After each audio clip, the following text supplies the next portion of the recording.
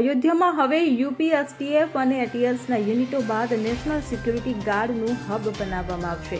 દેશમાં એનએસજીનું આ છઠ્ઠું હબ હશે. હાલમાં એનએસજી ચેન્નઈ, હૈદરાબાદ, કોલકાતા, મુંબઈ અને અમદાવાદમાં પ્રાદેશિક હબ ધરાવે છે. અયોધ્યામાં શ્રદ્ધાળુઓની વધતી સંખ્યા અને આતંકવાદી હુમલાના ખતરાને ધ્યાનમાં રાખીને આ નિર્ણય લેવામાં આવ્યો છે.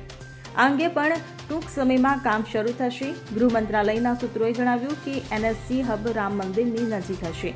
જમીન માટીની પ્રક્રિયા શરૂ થઈ ગઈ છે. માહિતી અનુસાર 22 જાન્યુઆરી 2024ના રોજ રામ મંદિરમાં રામલલ્લાની પ્રાણ પ્રતિષ્ઠા બાદ દરરોજ લગભગ 1.5 લાખ ભક્તો દર્શન કરવા આવે છે. તો સૂત્રોના જણાવ્યા અનુસાર મંદિર પર આતંકી હુમલાને લઈને વારંવાર ધમકીઓ મળી રહી છે. આવી સ્થિતિમાં મંદિરની સુરક્ષાને ધ્યાનમાં રાખીને સરકાર આ પગલું ભરવા જઈ રહી છે. Bureau report CN24 news.